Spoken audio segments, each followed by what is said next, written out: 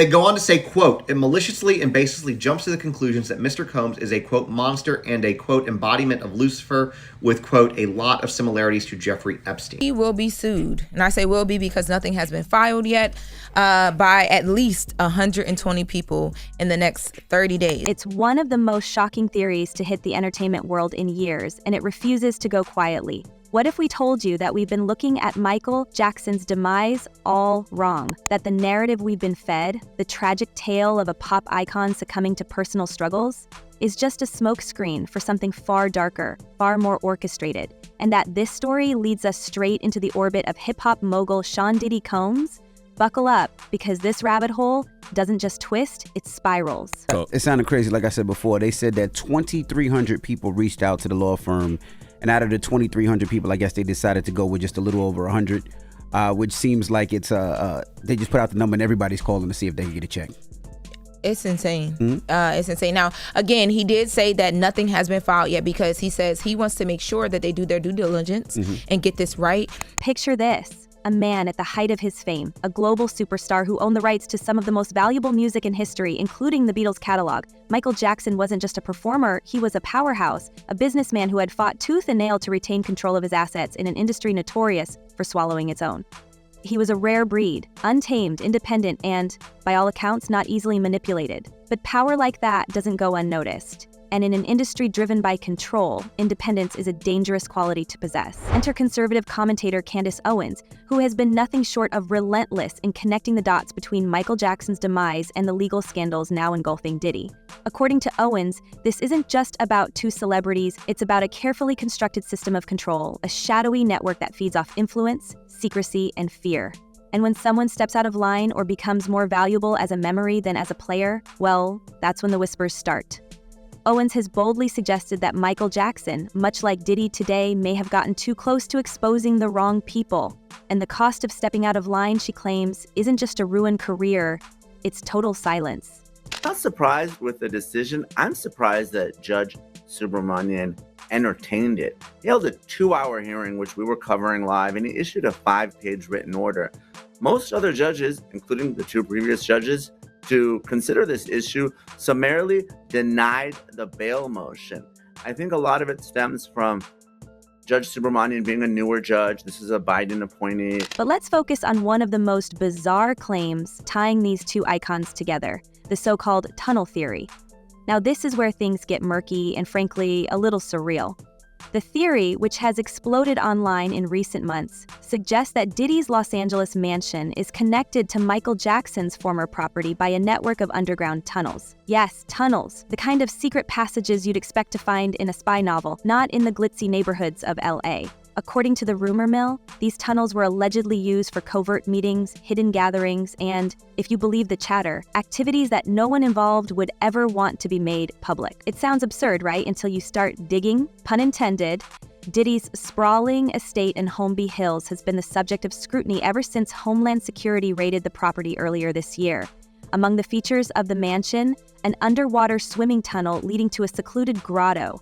While this detail alone raised eyebrows, it was the resurfacing of decade-old claims about Hollywood's secret underground labyrinths that really set the internet ablaze. Rumors about tunnels connecting celebrity homes are nothing new. The Playboy Mansion, for instance, has long been suspected of housing such passageways, supposedly linking Hugh Hefner's lair to the homes of Hollywood heavyweights like Jack Nicholson and Warren Beatty. But Diddy's mansion being connected to Michael Jackson's?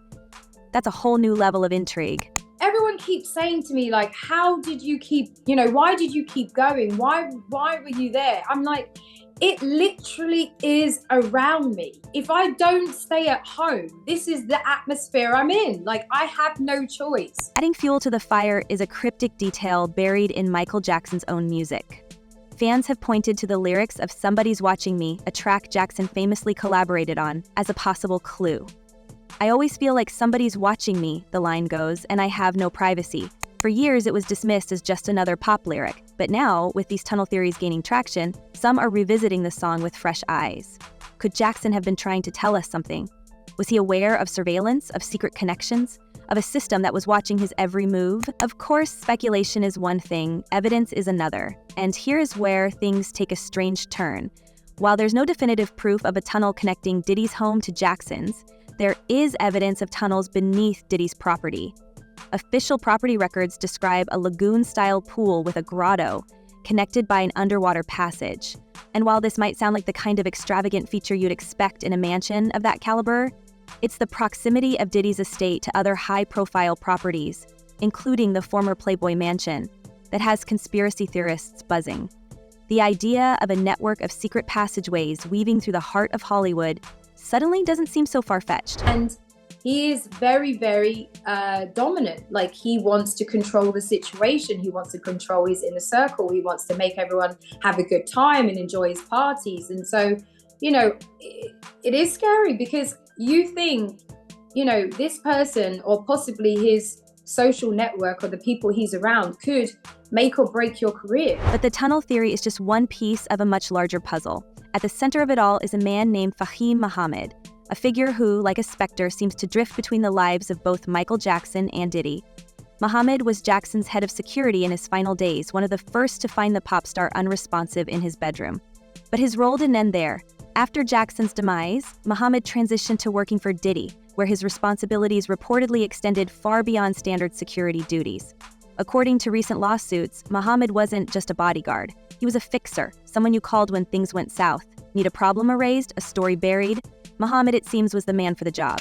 You know, if you say the wrong thing or you complain or you know, I don't know, there's an element where you're just, I guess manipulated in a way to make you feel like, oh, you have to please everyone around you. You can't say anything wrong. You don't want to say a bad thing. Or, you know, when they're constantly asking you, would you like to do drugs? And you're like, well, I don't do drugs. And they're like, well, why don't you do drugs? And here's the kicker. Muhammad's name keeps cropping up in the most unsettling contexts. During the investigation into Michael Jackson's demise, his testimony was crucial in piecing together the final hours of the King of Pop.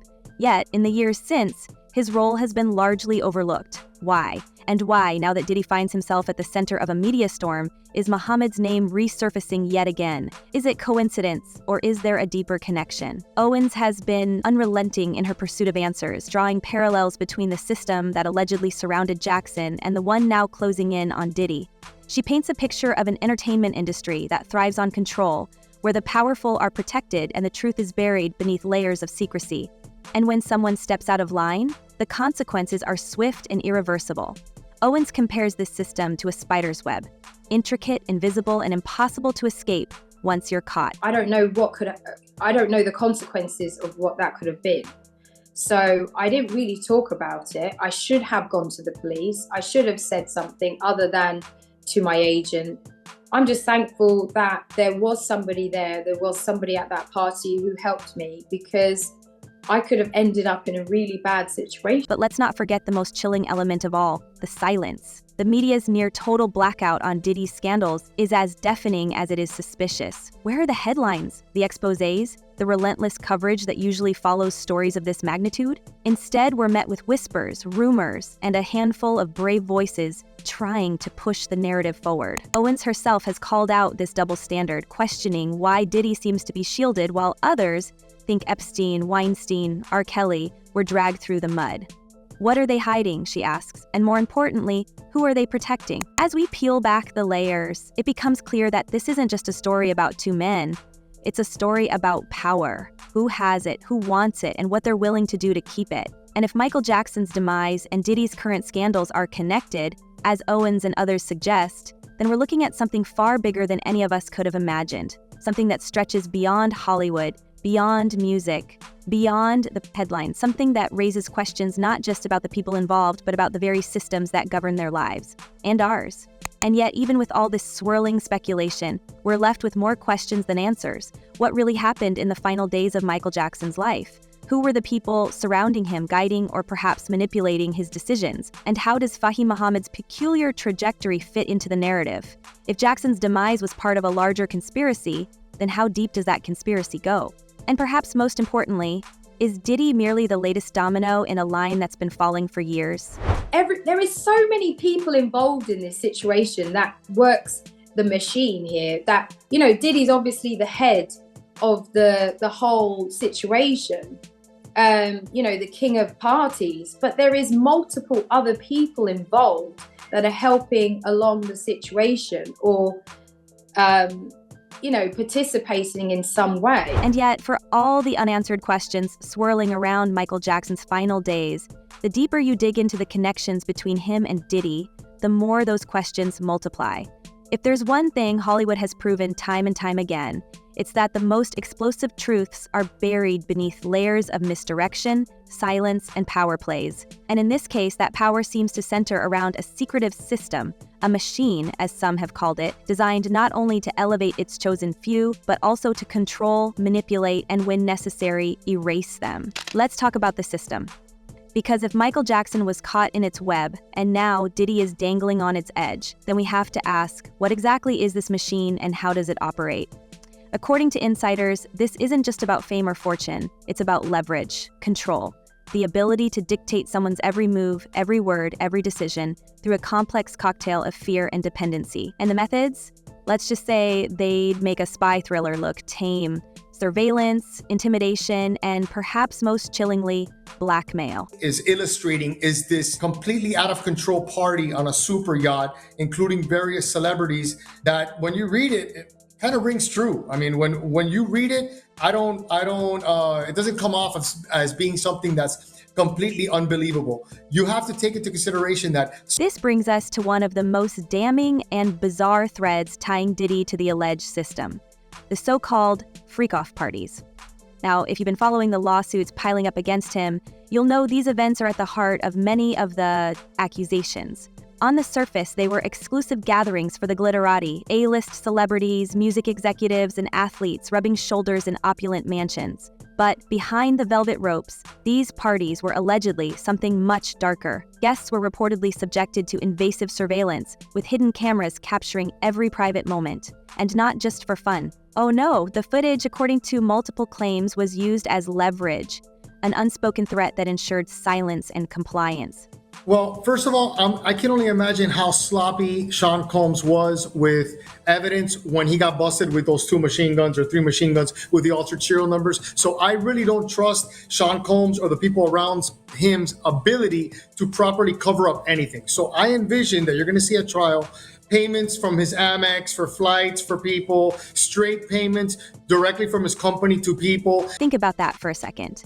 Imagine walking into a party, surrounded by people you think are your peers, only to find out later that every laugh, every conversation, every vulnerable moment was being recorded without your knowledge. And those recordings? Allegedly stored and categorized, ready to be weaponized if you ever stepped out of line.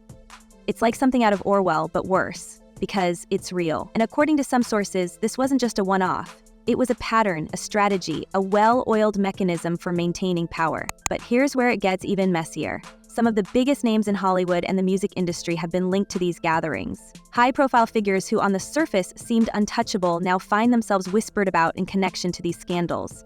And yet, despite the mounting allegations, the silence from these circles is deafening. Why? Are they afraid of what might come out if they speak up? Or worse, are they complicit? It's a question that has people looking at red carpet photos, award shows, and industry events with a whole new lens. Who's smiling for the cameras and who's hiding behind them? Time frame is important because this happened in hotels, in places that have surveillance, that there's records that could be consistent with his testimony about when he alleges that these parties took place. He probably has his own information about who attended the events. When you're somebody like Sean Combs and you're such a celebrity and you're engaged in this type of behavior, people around you are memorializing it on their own. And then there's Fahim Muhammad, the man whose name seems to pop up at every junction of this tangled web. While his official role was that of a security chief, the lawsuits paint a very different picture. Muhammad isn't just accused of protecting Diddy, he's accused of protecting the system itself, whether it's covering up incidents, managing fallout, or ensuring that certain stories never see the light of day. Muhammad's involvement suggests a level of coordination that feels almost too calculated to be coincidental. And let's not forget his involvement with Michael Jackson. If he was in Jackson's inner circle during those final days, what did he see? What did he know? And why, after Jackson's passing, did he transition so seamlessly into Diddy's world? It's a connection that raises more questions than answers, and yet no one seems to be asking them, at least not publicly. The flight was always going to be a tough argument for the government because obviously Combs voluntarily came to New York. He surrendered his passports through his lawyer. He could have fled after the March raids of his Miami and Los Angeles homes, but he didn't. He has access to 2 private jets. I think it was a tougher argument. I know the government made the argument, but clearly the best argument was the dangerousness and the witness tampering. They had much more evidence. But let's circle back to Diddy, because if the lawsuits are to be believed, he's not just a participant in this system, he's a product of it. For years, he's been portrayed as a self-made mogul, a man who clawed his way to the top through sheer talent and ambition. But what if that's only half the story? What if his rise to power was facilitated by the very machine that's now threatening to destroy him? It's a chilling thought, but one that seems increasingly plausible as more details come to light. For instance, take the rumors about Diddy's connections to powerful figures in politics and business. These are people who, like him, have a vested interest in maintaining the status quo. And while it's easy to dismiss these connections as mere networking, the timing of certain events feels too convenient to ignore. The lawsuits, the raids, the sudden media attention. It's all happening now, at a moment when Diddy's influence seems to be waning. Is this a coincidence, or is it by design? Has the system decided that he's no longer useful, or worse, that he's become a liability? Separated from the general population, right? He's with, or was with Sam Bankman-Fried at least, and the irony there is that's someone who was granted bail, tried to tamper with witnesses, so the judge revoked his bail. So that just goes to show how these federal judges feel about witness tampering before trial. And let's not overlook the timing of these revelations. The entertainment industry is in the midst of a reckoning, with scandals and exposés tearing down some of its most iconic figures. But for every Harvey Weinstein or R. Kelly, there are dozens of others who continue to operate in the shadows, shielded by money, power, and influence. Is Diddy the next domino to fall, or is he just a distraction, a sacrificial lamb offered up to protect the bigger players? It's a question that's impossible to answer, but one that feels increasingly urgent as the walls close in. And yet, despite all this, the mainstream media remains largely silent. Sure, there are headlines here and there, but they're fleeting, surface level, and often buried beneath less controversial stories. Compare that to the wall-to-wall coverage of other scandals, and the disparity becomes glaring. Why is Diddy being treated with such kid gloves? Is it because of his connections, his wealth, or something even more insidious? Whatever the reason, it's clear that someone or something is pulling the strings. Now, this particular defense attorney's reason for quitting wasn't really a reason at all, making his departure a lot more puzzling. And that brings us back to Michael Jackson. Because if there's one thing his story teaches us, it's that the truth has a way of coming out, no matter how deeply it's buried. Whether it's through leaked documents, insider accounts, or the sheer weight of public scrutiny, the cracks in the facade are starting to show. And as they do, the question becomes not just what happened to Michael Jackson or what's happening to Diddy, but what's happening to all of us. How much of what we see, hear, and believe is real, and how much is a carefully constructed illusion? So what do you think? Is Diddy about to face the full weight of the system he once thrived in? Or is this just the beginning of something much bigger? And what about Michael Jackson? Was he a victim of the same machine or something even darker? Let us know your thoughts down below, and as always, stay tuned, because this story is far from over.